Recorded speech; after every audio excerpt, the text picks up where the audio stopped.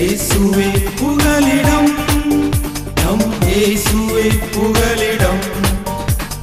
இயேசுவே புகலிடம், நம் இயேசுவே புகலிடம்.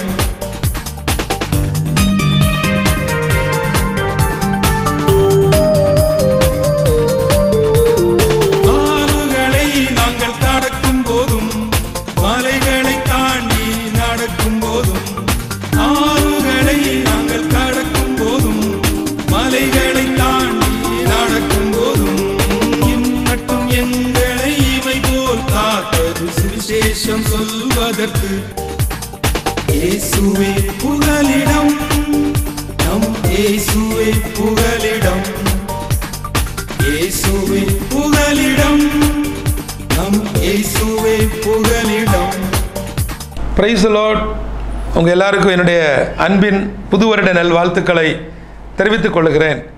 நம்பிக்கை தொலைக்காட்சியில் கடந்த சில வருடங்களாய் இயேசுவை புகலிடம் நிகழ்ச்சியை பார்த்து என்னோடு தொடர்பு கொண்ட, நேபாள் ஊழியத்திற்காக ஜெபிக்கிற, அந்த தரிசனத்தை தாங்கி பிடிக்கிற உங்கள் அனைவருக்கும் என்னுடைய அன்பின் வாழ்த்துக்கள். இந்த ஆண்டு எப்படி இருக்கும், இந்த வருடத்தை குறித்த கர்த்தருடைய காரியங்கள் என்ன, தேவன் எனக்காக வைத்திருக்கக்கூடிய வார்த்தைகள் என்ன என்று சொல்லக்கூடிய ஒரு ஏக்கம், ஒரு பெரிய எதிர்பார்ப்பு எல்லோருக்குள்ளேயும் உண்டு.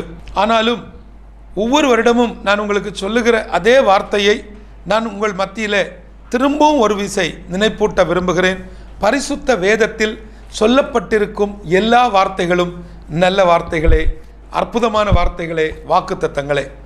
அப்படிப்பட்ட சூழ்நிலையில் தேவன் நமக்காக ஒரு வார்த்தையை விசேஷிப்பது எந்த வகையில் நியாயம் என்பதை பலர் பலவிதமாக பேசுவது உண்டு. ஆனாலும் என்னுடைய தாழ்மையான, என்னுடைய நம்பிக்கையான ஒரு வார்த்தை, ஒரு வார்த்தையாகிலும் நாங்கள் ஸ்திரப்படுத்தி உறுதிப்படுத்தி, இதுதான் என் வார்த்தை, இந்த வார்த்தை எனக்குள் நிறைவேறும் என்ற ஒரு நம்பிக்கைக்கு நேராய் நாங்கள் கடந்து வந்திருக்கிறோம். ஆனால் இம்மட்டும் எல்லாம் அறிந்தும் எல்லாம் தெரிந்தும் இதுவரை உங்களைப் போல் சிலர் இன்னும் இந்த உண்மையான சத்தியத்திற்குள், இந்த வசனத்திற்குள், பரிசுத்த வேதத்தின் மகத்துவத்தை புரிந்து கொள்ளாமல் இருப்பது மிக மிக மனதிற்கு கடினமாக இருக்கிறது, விஷனமாக இருக்கிறது. ஆனாலும் 100% நம்பிக்கையோடு கூட இந்த வருடத்திலேயும் ஆண்டவர் சுகபலன் ஜீவன் தந்து இந்த இயேசுவே புகலிடம் நிகழ்ச்சியை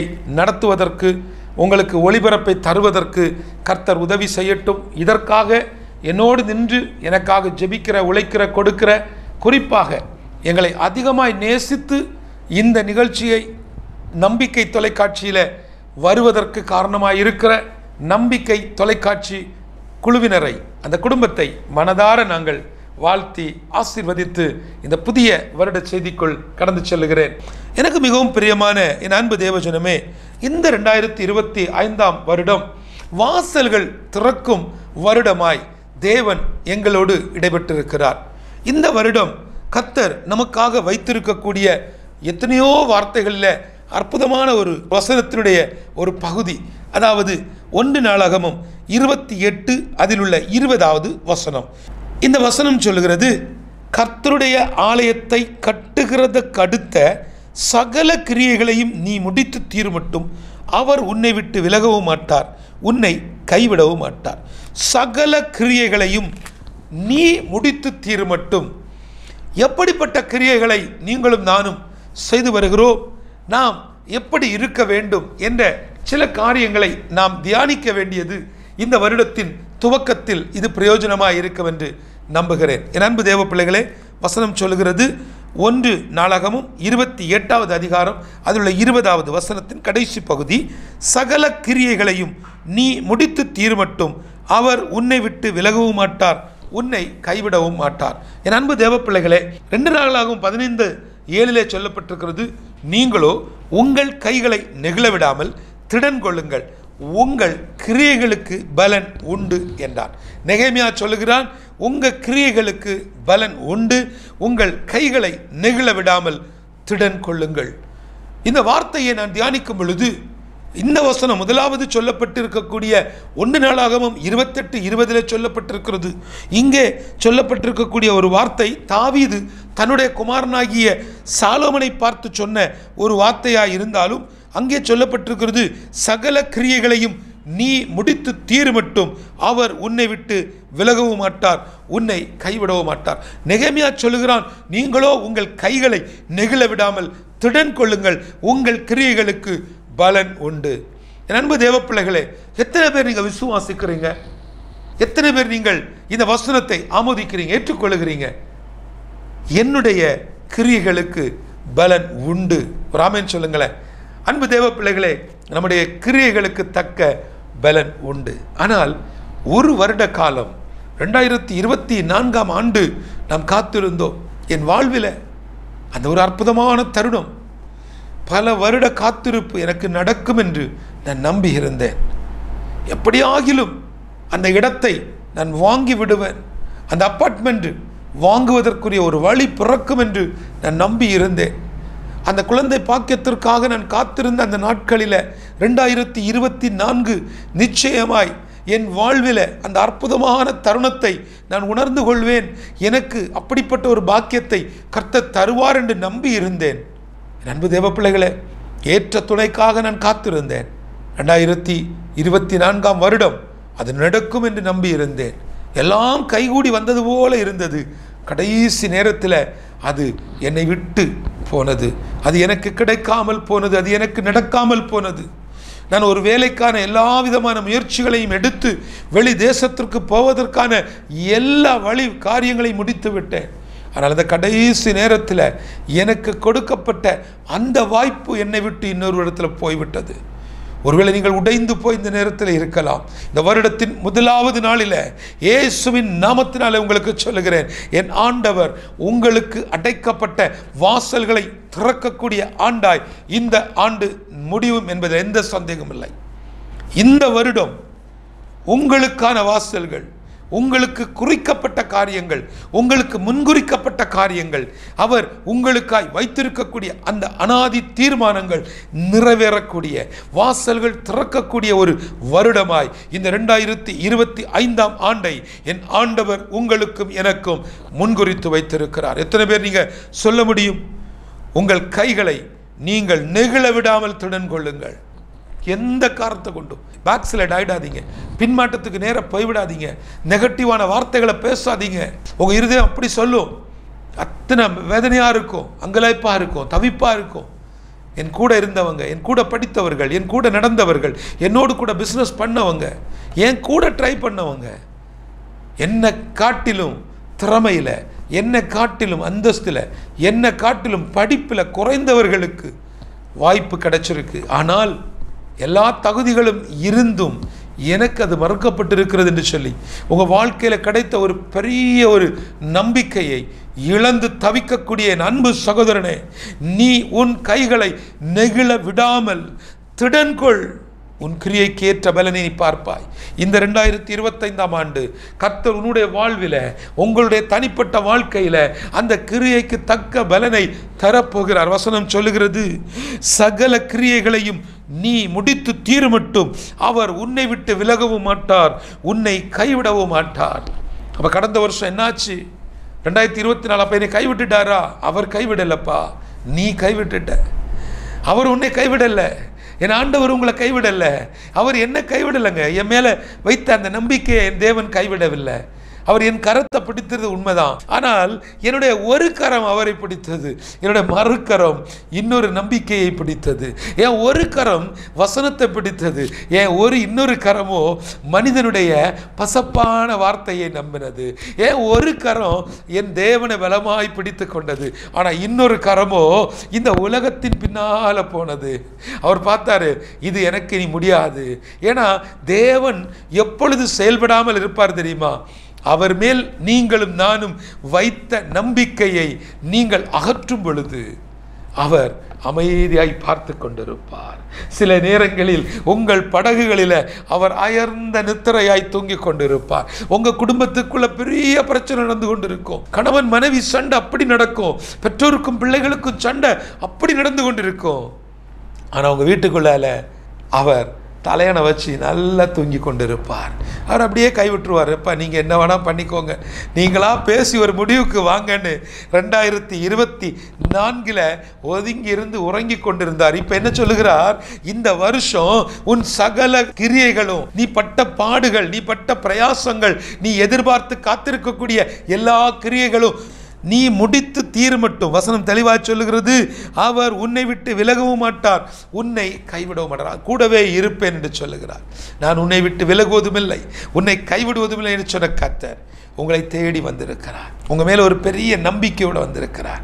என் அன்பு தேவ பிள்ளைகளை, எத்தனை பேர் இங்கே சொல்ல முடியும், ஆண்டவர் எனக்காக இருக்கிறார், அவர் என் வாழ்க்கையை மாற்றுவார், அவர் என்னுடைய வாழ்க்கையை சுத்தப்படுத்துவார், பரிசுத்தப்படுத்துவார், அவர் என்னை சுத்திகரித்து எனக்கு ஒரு புதிய இருதயத்தை தருவார், என்னுடைய பலகீனப்பட்ட என்னுடைய ஒவ்வொரு அவயவங்களையும் மாற்றுவதற்கு என் தெய்வத்தால் முடியும் என்று சொல்லி எத்தனை பேர் நீங்கள் விசுவாசிக்கிறீங்க? வாரந்தோறும் வார்த்தைகளை கேட்குறோம், மாதந்தோறும் வார்த்தைகளை கேட்குறோம்.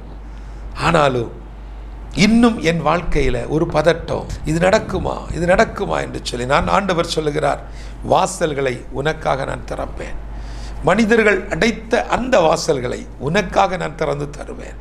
ஏனென்று சொன்னால், உனக்காக திறந்து வைக்கப்பட்ட வாசல்களை மனிதர்கள் அடைத்தார்கள். இப்பொழுது இனி எந்த மனிதனாலும், எந்த மனித சக்தியாலும் அல்லது எப்படிப்பட்ட சத்துருவாலும் உங்கள் வாசல்களை, உங்களுக்காக திறக்கப்பட்ட வாசல்களை அடைக்க முடியாது. ஏனென்றால் அவர் சொல்லுகிறார், நான் உன்னை விட்டு விலகவும் மாட்டேன், உன்னை கைவிடவும் மாட்டேன். அப்படின்னு என்ன அர்த்தம்? அவர் என்னோடு கூட இருப்பார். ஒரு ஆமென் சொல்லுங்களேன். அவர் என் கூடவே இருப்பாருங்க, அவர் என் கூடவே இருப்பார். எனக்கு நல்லா தெரியும், எனக்கு நல்லா தெரியுங்க, என்னால் இது முடியாது, இந்த கட்டடத்தை கட்டுவதற்கு என்னால் முடியாது, இந்த ஊழியத்தின் பாதையில் என்னால் முடியாது. ஏன்னா எனக்கு தெரியும், எனக்கு தெரியும் நான் எவ்வளோ பலகீனப்பட்டவன், எனக்கு தெரியும், பொருளாதாரத்தில் ஒன்றுமில்லாதவன், எனக்கு தெரியும்.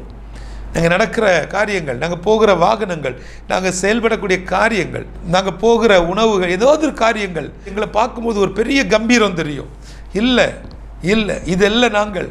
ஆனால் எங்களுடைய பலகீனங்களை, என்னுடைய குறைவுகளை என்னை பார்த்த ஒரு தெய்வம், என் குறைவை பார்த்து என்னை நேசித்த ஒரு தெய்வம், அவர்தான் என் வாழ்க்கையை இன்றைக்கு தூக்கி வைத்திருக்கிறார். எனக்கு நல்லாவே தெரியுங்க, ஆண்டவர் எனக்கு ஒரு நாளை முன்குறித்திருக்கிறார். இந்த நாளில் நான் உனக்கு இதை செஞ்சு முடிப்பேன், அவர் செய்வார். 3 மாதங்களுக்கு நல்ல ஞாபகம் இருக்குங்க. அக்டோபர் மாதத்தினுடைய ஆரம்பத்தில் ஒரு 3 நாட்கள் ஜெபம், ஒரு 3 நாட்கள் இந்த நேபாள் தேசத்தில் அந்த 3 நாட்கள் ஜெபத்தில் இருக்கும் பொழுது, எதுக்கு கலண்டர், எப்படி கலண்டர், என்ன செய்கிறது, கேலண்டர் அடிக்கலாமா, வாக்குத்தத்தம் அடிக்கணுமா, ஸ்டிக்கர் அடிக்கணுமா, இது இப்போ தேவைதானே, இப்படி பல காரியங்கள் வரும். அது ஒவ்வொரு மனிதருக்கும், ஒவ்வொரு ஊழியங்களுக்கும், ஒவ்வொரு ஊழியக்காரர்களுக்கும், ஒவ்வொரு ஹேட்டர்ஸ் பீப்புள், இவங்களுக்கெல்லாம் அது ஒவ்வொருத்தருடைய காரியங்கள். ஆனால் எனக்கு என்னுடைய தனிப்பட்ட காரியங்கள் எல்லாத்தையும் ஆண்டுடைய சமூகத்தில் இப்போ இது முடியுமா, இந்த வருஷம் இது தேவையா, இதை செய்தால் எங்களால் இது நடக்குமா, எங்களை குறித்து இந்த ஜனங்கள் எப்படி யோசிக்கிறார்கள், 2011ஆம் ஆண்டு என்ன பேசினார்களோ அதைத்தான் 2024, அதாவது ஒரு 14 வருஷமாக அதே தான் பேசுவாங்க. ஆனால் இந்த 15 வருட காலம் என் ஆண்டவர் நடத்தின விதங்களை நான் நினச்சி பார்க்குறேன். ஆண்டுடைய சமூகத்தில் காத்திருக்க ஒவ்வொரு காரியங்களையும் கற்றுக்கொள்ள முடியும். என் அன்பு சகோதரனே, உங்களுக்கு அடைக்கப்பட்ட வாசல்களை இந்த 2025 என் ஆண்டவர் திறக்க விரும்புகிறார். முதல்ல நீங்கள் உங்கள் கூட இருக்கக்கூடிய வட்டத்தை புரிந்து கொள்ளுங்கள். உங்களுக்காக ஜெபிக்கிறவர்கள் யார், உங்களுக்கான அந்த தரிசனத்தினுக்கான அந்த தகப்பன் யார், உங்களுக்கான மென்டர், ஸ்பிரிச்சுவல் மென்டர் யார். நீங்கள் பார்க்குறவங்களெல்லாம் மென்டர்னு சொல்லக்கூடாது. ஏன் தெரியுமா? நீங்கள் மாதிரியாக பார்க்கிறவர்கள் ஒரு மாதிரியாக மாறுகிறார்கள். ஆனால் நான் மாதிரியாக பின்பற்றின இயேசு மட்டும் என் வாழ்க்கையை மெருகூட்டி கொண்டிருக்கிறார். என்னுடைய குறைவுகளை அவர் பார்த்து அந்த குறைவுகளை நிறைவாக மாற்றி, என் பலகீனங்களை பார்த்து என் பலகீனங்களை குறைவிலிருந்து என்னை மீட்டெடுக்கிறார். எனக்கு நிறைய பலகீனம் இருக்குன்னு அவருக்கு தெரியும். என் பலகீனத்துக்கு அவர் என்ன செய்கிறார்? என்னுடைய காயங்களுக்கு அவர் மருந்து போடுகிறார். ஆனால் நீங்கள் உங்களில் சிலர் கூடவே இருந்து காயப்படுத்துகிறீர்கள். இந்த வார்த்தை உங்களுக்காக வந்து கொண்டிருக்கிறது. பாஸ்டர், என் அன்பு தேவ ஊழியரை, இது உங்களுக்காக கர்த்தர் பேசி கொண்டிருக்கிறார். உங்கள் கூடவே இருப்பாங்க, ஆனால் உங்களை காயப்படுத்தி கொண்டே இருப்பாங்க. அது உங்கள் மனைவியாக இருக்கலாம், உங்கள் கணவனாக இருக்கலாம், உங்கள் கூட உள்ள உதவி ஊழியராக இருக்கலாம், அல்லது உங்கள் சபையில் உள்ள விசுவாசியாக இருக்கலாம், அல்லது நீங்கள் கஷ்டப்பட்டு வளர்த்து விட்ட, நல்ல டெவலப் பண்ணி விட்ட ஒரு ஊழியக்காரராக இருக்கலாம்.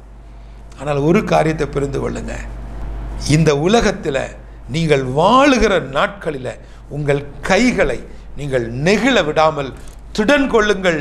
உங்கள் கிரியைகளுக்கு தக்க பலனை கர்த்தர் தருவார். நீங்கள் எங்கே கண்ணை மூடினா உங்களுக்காக ஒரு தேசம் உண்டு, அங்கே கண்ணை திறக்கக்கூடிய ஒரு அனுபவம், உங்களுக்காக கிரீடம் உண்டு, உங்களுக்காக தேவன் வைத்திருக்கக்கூடிய அனாதி தீர்மானங்கள் உண்டு. கர்த்தர் ஒவ்வொரு இடங்களிலேயும் நமக்காக சில காரியங்களை வைத்திருக்கிறார். இயேசுவின் நாமத்தினால சொல்லுகிறேன், இந்த புதிய வருஷம் முதலாவது நாள் இயேசுவின் நாமத்தினால இந்த நல்ல வார்த்தையை சொல்லுகிறேன். அடைக்கப்பட்ட சில வாசல்களை இந்த வருடத்தில் என் ஆண்டவர் திறந்து உங்களை திறந்த ஒரு வாசல்களுக்கு நேராய் வாசல்களை திறக்கக்கூடிய ஒரு வருடமாக இந்த வருடத்தை அவர் தருவதற்கு காரணம், இந்த வருடத்தினுடைய துவக்கத்தில் நீங்கள் அடைக்க வேண்டிய ஒரு வாசல் உண்டு, வாய்.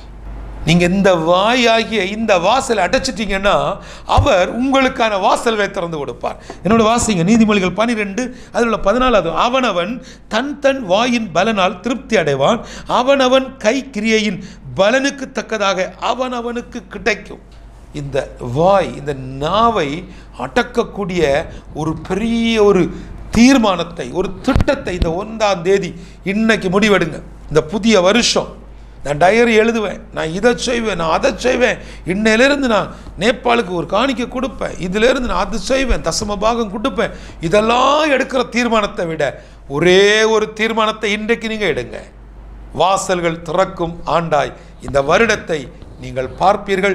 முதல் 3 மாதத்துக்குள்ள, ஜனவரி, பிப்ரவரி, மார்ச், இந்த 3 மாதத்துக்குள்ள கர்த்தர் உங்கள் வாசல்களில், உங்கள் குடும்பங்களில், உங்களுடைய தனிப்பட்ட வாழ்வில், இந்த உங்களுடைய வாழ்க்கையில் எந்தெந்த வாசல்கள் அடைபட்டு கிடக்கிறதோ எல்லா வாசலையும் திறந்து கொடுப்பார். செய்ய வேண்டியது ஒன்றே ஒன்று, இந்த வாய் வாசலை, இந்த நாவு, இந்த வாசலை மட்டும் அடைச்சிருங்க. ராமேன் சொல்லுங்களேன். ஹல்லேலூயா. சில நேரம் நான் யோசிச்சு பார்ப்பேன், ஒரு குறிப்பிட்ட ஒரு தேவ மனிதன் தான் இப்போ கண்ணு முன்னாடி வர்றார். அத்தனை பேர்ட்டிருந்தும் உட்கார்ந்து மணிக்கணக்கில் பேசி எல்லாட்டும் அந்த பல்ஸ், நாடி, நரம்பு எல்லா கதைகளையும் அப்படியே அப்சர்வ் பண்ணி எடுத்து எடுத்து எடுத்து ஆனால் அவர் வாய்க்குள்ளே இருந்து ஒரு வார்த்தையை வெளியெடுக்க முடியாது. ஆனால் அவர் என்ன நினைக்கிறாரு, இது ஒரு பெரிய அச்சீவ்மெண்ட்டு.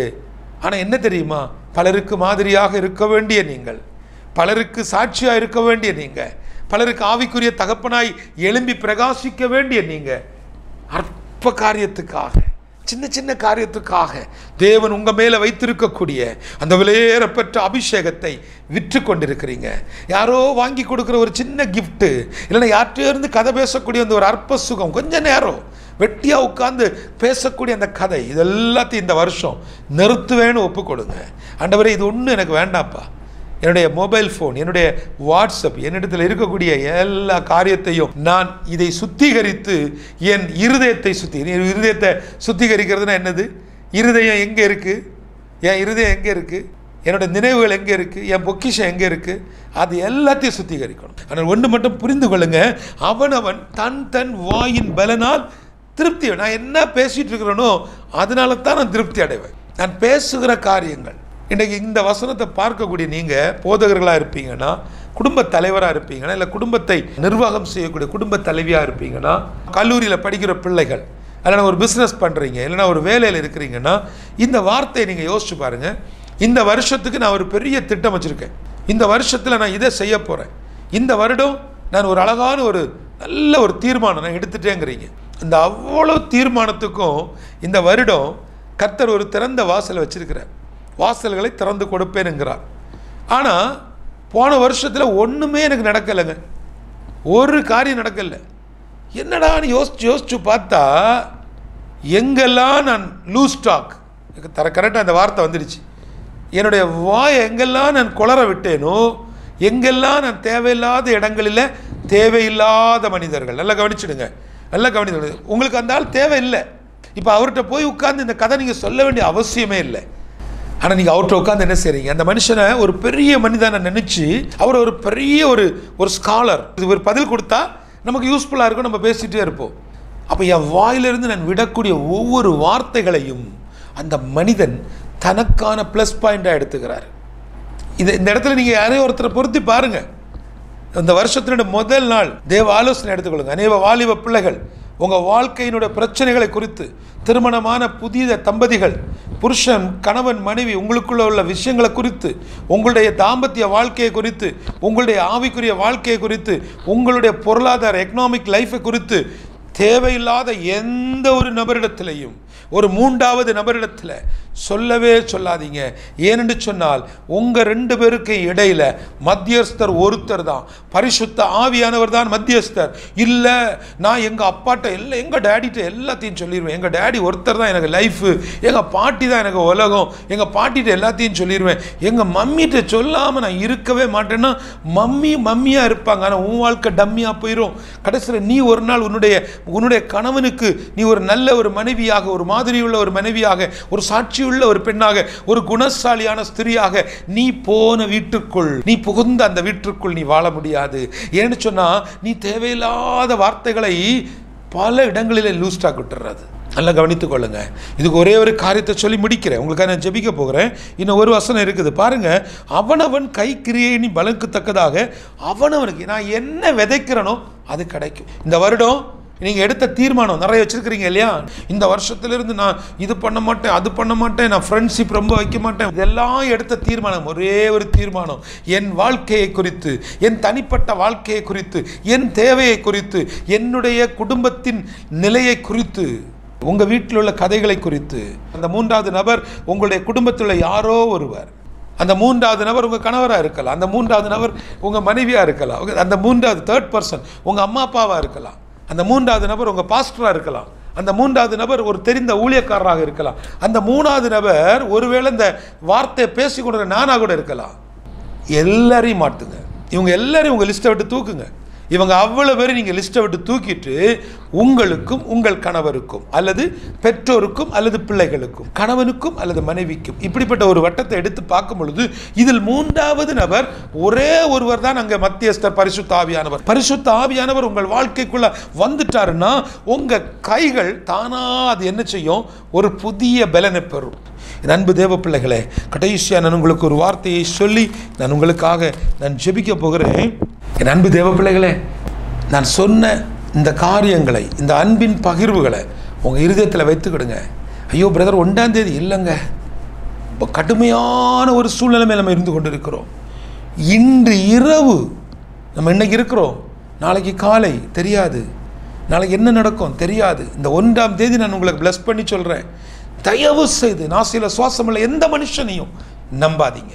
வாய், இன்னைக்கு உங்களுக்கு ஒரே சப்ஜெக்ட் தான். இன்னைக்கு நீங்கள் உங்களுக்கு நான் சொல்லிடுறது ஒன்று தான், வாயை நீங்கள் அடைத்து கொள்ளுங்கள். இந்த வருடம் வாசல்கள் தானாக திறக்கும். ஒரு ஆமேன் சொல்லுங்கள், ஒரு ஆமேன் சொல்லுங்களேன். நீங்கள் நம்பினாலும் நம்பாவிட்டாலும் இந்த முதல் 3 மாத காலம் ஒரு டெஸ்ட் மாதிரி நினச்சி பாருங்கள். நான் கர்த்தருடைய கிருபையினால் சொல்லுகிறேன், கடந்த வருஷத்தில் ஆண்டவர் எனக்கு இந்த வார்த்தைகளை கொடுத்த பொழுது இதை கேலண்டரில் அச்சடிப்பதற்கு முன்பதாகவே இந்த வசனங்கள் எல்லாம் நான் தியானிக்க ஆரம்பிச்சிட்டேன். ஏன்னா ஒரு டேப்லெட்டை கூட நான் சாப்பிட்டு பார்த்துட்டு தான் மற்றவங்களுக்கு கொடுக்கணும்னு நினைக்கிறேன். அப்படி யோசிக்கக்கூடிய எனக்கு கர்த்தருடைய வார்த்தை அவ்வளோ பெரிய ஒரு ஔஷதம், அவ்வளோ பெரிய சுகமாக்கும் அருமருந்து. அந்த ஒவ்வொரு வசனமும் உள்ளே போகும் பொழுது அவ்வளோ பெரிய சந்தோஷம். இந்த வருஷம் தயவு செய்து தேவனிடத்தில் பெற்றுக்கொள்ளும் அந்த அனுபவத்தை, தேவனிடத்தில் பேசும் அந்த அனுபவத்தை, தேவன் என்னோடு பேசும் அந்த அனுபவத்தை, தேவனோடு நடக்கும் அந்த அனுபவத்தை, தேவன் என்னை தொட்டார் என்ற அந்த அனுபவத்தை நீங்கள் நேரடியாக டைரக்ட் கனெக்ஷன், அந்த ஒரு அனுபவத்துக்குள்ளே நீங்கள் வரும் பொழுது உங்களுக்கு வாசல்கள் தானாக திறக்கும். உங்களுடைய வாசல்கள், உங்களுக்கான வாசல்கள் உங்களுக்காக திறக்கும். எல்லாத்துக்கும் மேலே இந்த வசனம் கடைசியாக சொல்லுகிறது, ஒவ்வொரு கிரியையையும், அந்தரங்கமான ஒவ்வொரு காரியத்தையும், நன்மையானாலும் தீமையானாலும் தேவன் நியாயத்திலே கொண்டு வருவார். உங்களுடைய இந்த கிரியைகள் அது நன்மையான கிரியையாக இருந்தாலும் தீமையான கிரியாக இருந்தாலும் அதை தேவன் நியாயத்தில் கொண்டு வருவார். அப்போ அந்த உணர்வு நமக்கு இருக்கணும். உங்கள் குடும்பத்தை குறித்த, உங்கள் தனிப்பட்ட வாழ்க்கையை குறித்த, உங்களுடைய ஒரு சின்ன தேவையை குறித்த காரியத்தை கூட ஒரு மனுஷன்கிட்ட பேசக்கூடாது. ஜெபக்குறிப்புன்னு கூட நீங்கள் என்ன செய்யாதீங்க. உங்களுடைய மைனஸ்களை, உங்களிடத்துடைய குறைவுகளை சொல்லாதீங்க. ஏன்னா கேட்டுட்டு இருக்கக்கூடிய ஒரு நபர் ஊழியக்காரராக இருந்தாலும் மனிதன். உங்களுக்கு புரியும்னு நினைக்கிறேன். ரொம்ப கவனமாக இருங்க. இந்த 1ஆம் தேதி இந்த ஆலோசனையை நீங்கள் எடுத்துக்கொள்ளுங்க. கர்த்தர் உங்களுக்கான கிரியைக்கு தக்க பலனை நிச்சயமாய் அவர் தருவார். அவர் கிரியையை தருவர் மாத்திரமல்ல, இந்த நாட்களில், இந்த முதல் 3 மாதத்துக்குள்ளே நிறைய வாசல்கள் திறந்து அந்த வாசல்கள் வழியாய் நீங்கள் பிரவேசிப்பதை நீங்கள் பார்ப்பீங்க. விசுவாசத்தோட நீங்கள் வார்த்தைகளை தியானிங்க, வசனத்தை தியானிங்க. அநேகர் கடந்த ஒரு 10-15 வருஷம் நீங்கள் பண்ணின அதே தப்பை திரும்ப பண்ணாதீங்க. என் வாழ்க்கையில் நான் எந்தெந்த நம்பிக்கைகள், யார் மேலெல்லாம் ஒரு பெரிய இவர் தான், இவங்க தான், இந்த அம்மா தான், இந்த அப்பா தான், இந்த நபர் தான், இவங்க நினச்சாதான் இதை செய்ய முடியும், இல்லை, அவர் நினச்சாதான் செய்ய முடியும். அவர் எனக்கு முன்குறித்த டேட்டு, அவர் எனக்கு கொடுத்த நாள், அவர் எனக்கு கொடுத்த காரியங்கள் எனக்கு தெரியாது, அது எப்படி கட்டணும், எப்படி முடிக்கணும். ஆனால் என் ஆண்டவர் அதை செய்து முடிப்பார். அதை செய்வதற்குரிய பலனை தருவார். இயேசுவின் நாமத்தினால உங்களை மனதார வாழ்த்துகிறேன், ஆசீர்வதிக்கிறேன். எல்லாவற்றுக்கும் மேலே இந்த வருடத்தில் தயவு செய்து வாயாகிய இந்த நாவாகிய வாசலை அடைக்க கற்றுக்கொள்ளுங்கள். நமக்கான திறந்த ஒரு வாசலை கத்த தருவார். ஜெபிக்கலாமா? கிருபையும் இரக்கம் நிறைந்த எங்கள் நல்ல கர்த்தாவே, இந்த வருடத்தின் முதலாவது வார்த்தையை என் பிள்ளைகளுக்காய் தந்திருக்கிறேன். இதை கேட்டுக்கொண்டிருக்கிற, பார்த்து கொண்டிருக்கக்கூடிய அருமையான சகோதர சகோதரிகளுக்காய், வாலிப பிள்ளைகளுக்காய், அருமையான அங்கிள் ஆண்டி ஒவ்வொருத்தருக்காக நான் ஜெபிக்கிறேன்ப்பா. அருமையான போதகர்கள், தேவ ஊழியர்கள் யாராகிலும் இந்த வார்த்தைகளை கேட்டுக்கொண்டிருப்பாங்க. அவர்களுடைய உள்ளான வாழ்வில், தனிப்பட்ட வாழ்க்கையில் ஏதாகிலும் ஒரு பகுதி ஆவியானுடைய தொடுதலை அவர்கள் உணர்ந்து கொள்வாங்கன்னா, அந்த இடத்துல, அந்த பகுதியில் அது எப்படிப்பட்ட குறைவு, அது எப்படிப்பட்ட பலகீனம், அது எப்படிப்பட்ட ஒரு உணர்வு என்பதை புரிந்து கொள்ள கர்த்தர் கிருபை பாராட்டுங்க. ஆண்டவரே, விசேஷமாக கர்த்தர் கொடுத்த தரிசனத்தை நிறைவேற்றுவதற்குரிய பலனை தாங்க. இந்த வருடத்தில் கட்டி முடித்து ஜூலை மாதம் 31ஆம் தேதி நாங்கள் பிரதிஷ்டை செய்ய வேண்டிய அந்த ஹெவன்ஸ் கார்டனுக்காய் ஜெபிக்கிறோம். கர்த்தருடைய கரம் செயல்படட்டும். உடைய பரிசுத்த தொடர்தலை நாங்கள் உணர்ந்து கொள்ளவும், தேவன் அதற்காக நீர் முன்குறித்த ஜனங்கள் வந்து அந்த காரியங்களை செய்ய கர்த்தர் கிருபை பாராட்டுங்க. தேவன் யாரை கொண்டு செய்ய வேண்டும் என்பது உமக்கு சித்தமாக இருக்கிறதோ, உமக்கு பிரியமாக இருக்கிறதோ, அப்படிப்பட்ட நபர்களை மாத்திரம் அந்த இடத்துக்குள்ளே கொண்டு வாங்கப்பா. செய்ய வேண்டிய கிரியைகள் எல்லாம், சகல கிரியைகளையும் நாங்கள் செய்து முடிக்கும் வரை உம்முடைய கரம், உம்முடைய ஆளுகை, உம்முடைய பிரசன்னம், உம்முடைய சமூகம் எங்களை வழிநடத்தட்டும். விசேஷமாக இந்த நிகழ்ச்சியை பார்த்து தங்களுடைய தனிப்பட்ட வாழ்க்கையில் ஒரு புதிய பலனை பெற்றுக்கொண்ட, தங்களுடைய தனிப்பட்ட வாழ்க்கையில் ஒரு சின்ன ஒரு உணர்வு, ஒரு ஸ்பார்க், ஆண்டவர் ஏதோ ஒரு காரியத்தை பேசுகிறார், என்னுடைய வாயை கொஞ்சம் அடைக்கணும் அப்படிங்கிற ஒரு எண்ணத்தை ஆகிலும் இதை கேட்டுக்கொண்டிருக்கக்கூடிய ஜனங்களுக்கு பரிசுத்த ஆவியானவர் நீ தந்து விட்டதுக்காய் நன்றி. ஆண்டவரே, தேவையில்லாத, முக்கியத்துவம் இல்லாத மனிதர்களிடத்தில் போய் எங்களுடைய தனிப்பட்ட கதைகளை, எங்களுடைய தனிப்பட்ட மனவேதனைகளை சொல்லி அப்படிப்பட்ட மனிதர்களுக்கு நாங்கள் எச்சரிக்கையாயிருந்து அப்படிப்பட்ட கண்ணிகளில் நாங்கள் சிக்கிக்கொள்ளாதபடிக்கு அப்பா, உம்முடைய சமூகத்தில் நாங்கள் காத்து நின்று உம்மிடத்தில் நாங்கள் எங்களை ஒப்புக் கொடுக்க, எங்களுடைய பிரச்சனைகளை வைப்பதற்கு ஒரு சுமை தாங்கியாய் உம்மை பார்க்கிறோம். ஆசீர்வதி, பலப்படுத்தும் அப்பா. நாங்கள் வருகிற நாட்களில் எங்கள் பண்டகசாலையை நிரப்பவும், இந்த பண்டகசாலை மூலமாக அநேகாயிரம் ஜனங்களுக்கு, ஏழைகளுக்கு, திக்கற்றோர்களுக்கு, ஊழியர்களுக்கு நேரடியாய் அவர்கள் போஷிக்கப்பட, பசியாற்றப்பட, சுவிசேஷம் சொல்ல முடியாத தேசங்களுக்கு வசனத்தை அனுப்புவதற்கு, வேத புத்தகத்தை அனுப்புவதற்கு, மிஷினரிகளை அனுப்புவதற்கு இந்த பண்டகசாலையை எடுத்து பயன்படுத்தும், பிரயோஜனப்படுத்தும். இந்த பண்டகசாலைக்குள் மெம்பர்ஷிப்பாக இருக்கிறவங்க, இந்த பண்டகசாலை.com இணைய விரும்புகிறவர்கள், குறிப்பாக இந்த புதிய செயல் திட்டத்தை குறித்து அறிந்து கொள்ள விரும்புகிற ஒவ்வொருவரையும், ஒவ்வொரு தனி மனிதனையும் கர்த்தர் பொறுப்படுத்திக் கொள்ளும். ஆசீர்வதியும். துதிகனமையும் எல்லாவற்றையும் அப்பா ஒருவருக்கே செலுத்துகிறேன். இயேசுவின் மூலம் ஜெபிக்கிறேன் நல்ல பிதாவே. ஆமேன், ஆமேன். எனக்கு மிகவும் பிரியமான அன்பு தேவஜனமே, உங்களோடு கூட நிறைய பேசியிருக்கிறேன். முதலாவது நாள், வருஷத்தினுடைய முதலாவது நாள், எல்லா வாரமும் அடிக்கடி இந்த வார்த்தைகள் டிவியில் வருவதற்கு, தொலைக்காட்சியில் வருவதற்கு, அதனுடைய தேவைகள் சந்திக்கப்படுவதற்கு ஜெபித்துக் கொள்ளுங்கள். ஹெவன்ஸ் கார்டனுடைய கட்டுமான பணிக்காக ஜெபியுங்கள், தாங்குங்கள். பண்டகசாலை.com இணைந்து கொள்ளுங்கள். நாம் இணைந்து பிரயாணிப்போம். கர்த்தருடைய வருகை வரைக்கும், கர்த்தருடைய வருகைக்கான காத்திருப்போடு, மிகுந்த நம்பிக்கையோடு, எதிர்பார்ப்போடு உங்கள் அன்பு சகோதரன் Matthew. May God bless you. நீங்களும் இந்த தரிசன நிறைவேறுதலில் உங்களை ஒரு பங்காளராய் இணைத்துக் கொள்வதற்கும் இதற்காக உதவி செய்ய விரும்புகிறவர்கள் brother P Matthew, 153/20 water tank road, Nagercoil 629001 என்ற முகவரியில் தொடர்பு கொள்ளுங்கள். மேலும் தொலைபேசி எண்கள் 9944244485 என்ற எண்ணில் நீங்கள் தொடர்பு கொள்ளலாம். இந்த எண்ணில் ஜிபே வசதி உண்டு. நேபாளுக்காக நாங்கள் செய்து வரும் செயல் திட்டங்களை அறிந்து கொள்ள www.feednepalngo.org என்ற இணையதளத்தை பயன்படுத்தவும். கர்த்தர் தாமே உங்களை ஆசீர்வதிப்பாராக. ஆமென்.